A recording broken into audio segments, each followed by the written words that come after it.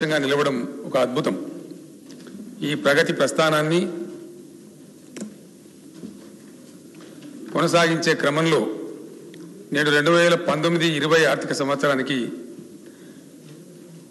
తెలంగాణ రాష్ట్రం యొక్క vote on account బడ్జెట్ను ప్రవేశపెడుతున్నాను. ఇది తెలంగాణ రాష్ట్రానికి 6వ బడ్జెట్.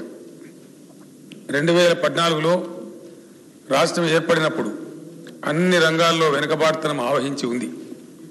ఎటువైపు చూసినా సవాళ్లే స్వాగతం పలికాయి. సమైక్య పాలన తెచ్చిన దుష్పరిణామాలు రాష్ట్రం ఏర్పడిన తర్వాత కూడా మనల్ని వేధించాయి. తీవ్రమైన కరెంటు కొరతతో పారిశ్రామిక ప్రగతిలో ప్రతికూల పరిస్థితి నెలకొన్నది. వ్యవసాయం సంక్షోభంలో కూరుకుపోయింది. రైతుల ఆత్మహత్యలు, చిన్నాభిన్నమైన గ్రామీణ ఆర్థిక వ్యవస్థ, ముందుకు సాగని నీటిపారుదల ప్రాజెక్టులు, చెదిరిపోయిన చెరువులు, వలస కలువులు, వలసపోయే ప్రజలు, గుక్కెడు నీళ్ల కోసం కూడా అలమటించే దౌర్భాగ్యం. ఇది రాష్ట్రం ఏర్పడే నాటికి తెలంగాణ సామాజిక ముఖచిత్రం. ఈ పరిస్థితిని మార్చేందుకు పట్టుదలతో ప్రయత్నాలు ప్రారంభించాం. తెలంగాణ పునర్నిర్మోసం కోసం సాగిన ప్రయాణంలో భగవంతుడి నుంచి దీవెనలు, ప్రకృతి నుంచి అనుకూలతలు, ప్రజల నుంచి సంపూర్ణ సహకారం లభించాయి. మొదటి 4.5 ఏళ్లలో తలపెట్టిన కార్యక్రమాలు అనుకున్న పందాలో సాగి అద్భుతమైన విజయాలు సాధించాయి. అతి తక్కువ సమయంలోనే అతి ఎక్కువ అభివృద్ధి, సంక్షేమ పథకాలు ప్రవేశపెట్టిన రాష్ట్రంగా తెలంగాణ చరిత్ర సృష్టించింది. విద్యుత్ సంక్షోభాన్ని విజయవంతంగా పరిష్కరించి చీకట్ల నుంచి వెలుగుల వైపు ప్రస్థానం సాగింది. అన్ని రంగాలకు 24 గంటల పాటు నాణ్యమైన విద్యుత్ సరఫరా చేసుకోగలుగుతున్నాం. వ్యవసాయ రంగ సమస్యలను ఒకటొకటిగా పరిష్కరిస్తూ రైతాంగంలో నెలకొన్న నైరాశ్యాన్ని తొలగించుకోగలిగాం. బలహీన వర్గాల ప్రజలకు ప్రత్యేక ఆర్థిక ప్రేరణ ఇవ్వడం ద్వారా తెలంగాణ రాష్ట్ర ప్రభుత్వం వారిలో కొత్త ఉత్సాహాన్ని నింపింది. ప్రజల జీవితాల్లో వెలుగు నింపడం ద్వారా వచ్చే ఆనందం ప్రభుత్వ సంకల్పాన్ని మరింత బలోపేతం చేస్తుందని, శక్తి సామర్థ్యాలను ఇనిమడింపజేస్తుందని తెలియజేస్తున్నాను. తెలంగాణ అనుసరిస్తున్న సమగ్ర ప్రగతి ప్రణాళిక నేడు దేశంలో చర్చకు కేంద్ర బిందువుగా మారింది. నిన్నటి దాకా గుజరాత్, కేరళ లాంటి రాష్ట్రాల అభివృద్ధి నమూనా గురించే చర్చ జరుగుతుండేది. కానీ నేడు వాటి స్థానంలో తెలంగాణ మోడల్ గురించి చర్చ జరుగుతుందంటే మనందరి హృదయం గర్వంతో ఉప్పొంగుతుంది.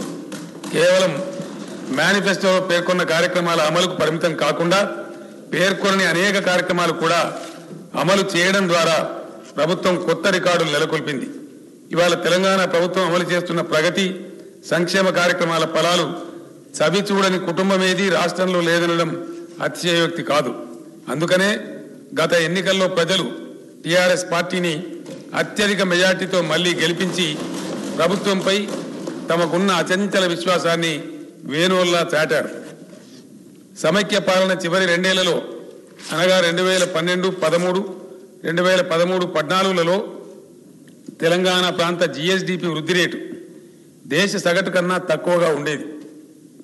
ఆ 2 సంవత్సరాలలో దేశ సగటు వృద్ధి రేటు 5.9% ఉండగా తెలంగాణ ప్రాంత సగటు వృద్ధి రేటు కేవలం 4.2%గా నమోదైంది.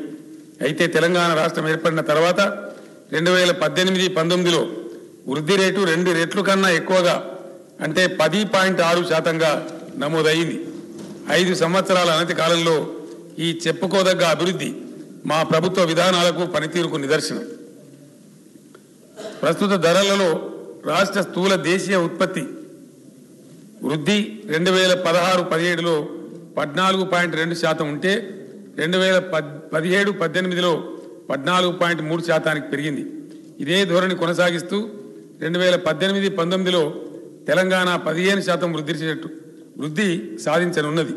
ఇది దేశ అభివృద్ధి రేటు 12.3% కన్నా ఎక్కువ. 2018-19 కాలంలో రాష్ట్ర జీఎస్డీపీ 8,66,875 కోట్ల రూపాయలుగా అంచనా వేస్తున్నాం. 2018-19లో ప్రస్తుత ధరలలో జీఎస్డీపీ ప్రాథమిక రంగం 10.9% వృద్ధి రేటును నమోదు చేస్తుందని అంచనా వేస్తున్నాం.